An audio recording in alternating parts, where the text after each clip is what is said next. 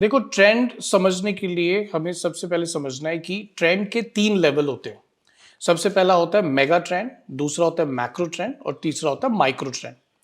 तो जो mega trend उस शक्ति को या उस फोर्स को बोलते हैं जिससे पूरी दुनिया पे फर्क पड़ता है। For example, climatic change. ठीक है, इससे पूरी दुनिया पे फर्क पड़ रहा है, ग्लेशियर्स मेल्ट हो रहे हैं, टेम्परेचर इधर उधर हो रहा है, जिसकी वजह से हर एक इंडस्ट्री के ऊपर एक बहुत बड़ा इंपैक्ट हुआ है जिसको हम बोलते हैं सस्टेनेबिलिटी। ठीक है, हाँ। कि हर एक इंडस्ट्री के ऊपर क्वेश्चन हो रहा है कि भाई तुम ठीक से काम कर रहे हो कि नहीं, पोल्यूशन तो नहीं बचा रहे, तुम कितना ज्यादा कार्बन डाइऑक्साइड कर रहे हो, हर एक इंडस्ट्री पे हुआ है। अब उस इंडस्ट्री, ये जो मैक्रो ट्रेंड आया सस्टेनेबिलिटी का, अब हर एक इंडस्ट्री के अंदर जितने भी अलग अलग फर्म्स हैं, सेक्टर्स हैं, वो क्या क्या कर रही है।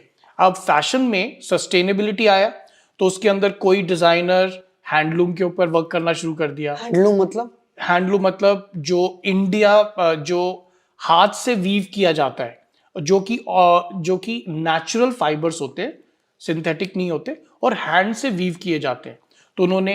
तो उससे क्या होता है कि आप पॉलिएस्टर नहीं बना रहे जो कि लैंडफिल में जाएंगे, जिससे कि दोबारा से जो बायोडिग्रेडेबल नहीं है। तो कोई हैंडलूम के ऊपर वर्क कर रहा है, कोई लोकल आर्टिजन्स के साथ वर्क कर रहा है, कोई नेचुरल डाइज से वर्क कर रहा है, कोई कॉटन को ज्यादा प्रमोट कर रहा है। तो हर एक प्लेयर जो फैशन इंडस्ट्री का है वो सस्टेनेबल, जो एक बड़ा मैक्रो ट्रेंड है, उसके अंदर ही काम करने की कोशिश कर रहा है। कोई अपसाइकलिंग कर रहा है, कोई किसी चीज जो ऑलरेडी एग्जिस्टिंग चीज को लेके उसको अपसाइकल करके बेच रहा है, कोई रिसाइकल कर रहा है। तो ये एग्जांपल्स भी एक दो। हाँ, जैसे डूडलेज एक ब्रांड है जो कि पूरे का पूरा रिसाइकल कर रहा है चीजों को। फिर उसके अलावा लीवाइज है जो कि बोल रहा है कि हम अपने डेनिम को जो हम उसको जो वॉश कर रहे हैं तो उसके अंदर 60% कम वाटर यूज कर रहे हैं। तो ये सारी चीजें H&M जो है वो इतनी बड़ी लाइन कर रहा है जो कि उस पॉलिएस्टर से बनी हुई है जो कि ओशन रिट्रीव बॉटल से बनता है। ठीक है, तो ज़ारा बोलता है कि मेरी एक कॉन्शियस लाइन है जिसके अंदर we are going to use only recycled fabrics.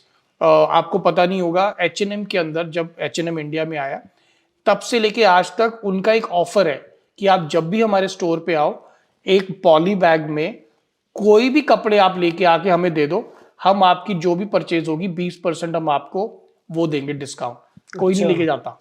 अच्छा, तो ये सब सस्टेनेबिलिटी। तो मतलब आप पुराने कपड़े उनको कुछ भी पुराने कपड़े, वो नहीं कह रहे कि हमारे ही पुराने कपड़े। आप कोई भी पुराने कपड़े वो देखेंगे भी नहीं अंदर क्या है। अच्छा, और वो 20% ऑफ देंगे, तो वो सस्टेनेबिलिटी है।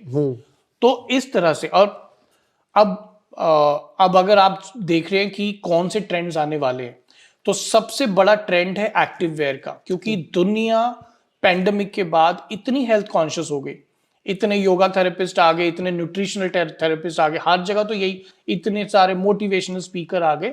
वो इसलिए क्योंकि लोग डरे हुए हैं। तो कोई जब एक फियर होता है बहुत बड़ा, तो उसके अराउंड एक बहुत बड़ा ट्रेंड बन जाता है।